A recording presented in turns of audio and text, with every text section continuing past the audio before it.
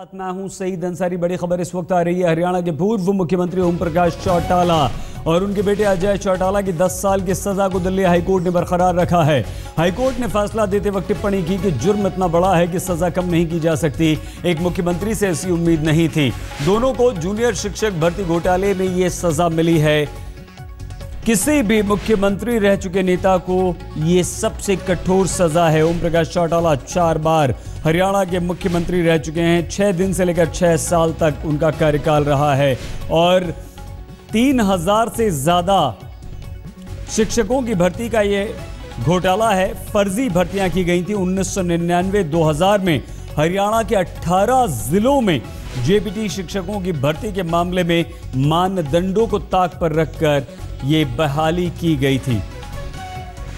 पूनम शर्मा हमारी संवाददाता इस वक्त हमारे साथ मौजूद हैं। पूनम, क्या क्या कहा है अदालत ने दोनों के लिए सजा बरकरार रखते हुए? पूनम, देखिए सईद, उन्होंने सजा तो बरकरार रखी है। 10 साल की जो सजा थी उसको कम नहीं किया गया। हालांकि ओपी चौटाला और उनके बेटे की तरफ से साफ तौर पर कहा गया कि मेरे पिता की उम्र को देखा जाए 80 साल तकरीबन ओपी चौटाला की उम्र है।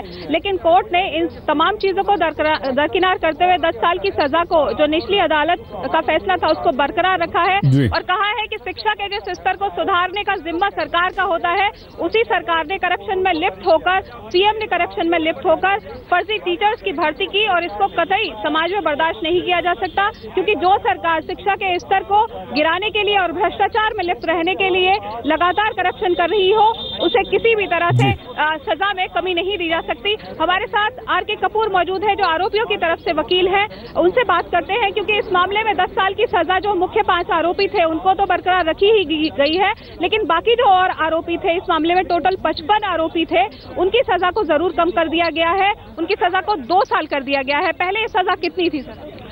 ऑनरेबल हाईकोर्ट ने जहां तक अपीलें डिसमिस करके कन्विक्शन को अपहोल्ड किया है, वहां ऑनरेबल कोर्ट ने जहां तक सेंटेंस है उसको 2 पार्ट्स में डिवाइड किया है। एक तो ये अक्यूज नंबर A1 से A5 तक हैं, उनकी A5 तक में ओपी चौटाला उनके बेटा हैं, उनके 3 अक्यूज और हैं, तो उनकी सजा तो 10 साल की बरकरार रखी है। लेकिन जहां तक दूसरे अक्यूज हैं, क्या उनको 418, 120B, 468, 471 और प्रिवेंशन ऑफ करप्शन एक्ट में, इन सभी सेक्शन में उनकी जो सजा है वो 2 साल तक रख दी गई है। तो अब उनकी कंकरेंट की गई है, तो इसका मतलब मैक्सिमम सेंटेंस अब A6 से लेके A62 तक सिर्फ 2 साल ही रहेगी।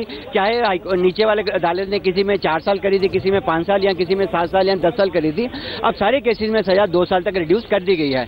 लेकिन जहां तक A1 to A6, A5 है, वहां तक कोर्ट ने कुछ सख्त रवैया अपनाते हुए ये कहा है कि क्योंकि जो मैन इन पावर थे, उनकी जिम्मेदारी थी कि जो एजुकेशन का स्तर है उनको ऊंचा रखा जाए और निपोटिज्म और करप्शन के बेसिस पे क्योंकि ऐसा किया गया है और जो मेरिटोरियस पीपल हैं वो पीछे रह जाते हैं, उनको एम्प्लॉयमेंट नहीं मिलती है, इसलिए कोर्ट ने सख्त रवैया अपनाते हुए उनकी कन्विक्शन जहां अपहोल्ड किया वहां पे सेंटेंस भी अपहोल्ड करी है, तो 10 साल की सजा रहेगी। तो इसलिए सही सीधे तौर पर जो सजा बरकरार रखी है, चूंकि भ्रष्टाचार की धाराओं में सजा मिली है, माना जा सकता है कि आज की तारीख में ओपी चौटाला और उनकी पार्टी का करियर जो है वो अधर में है।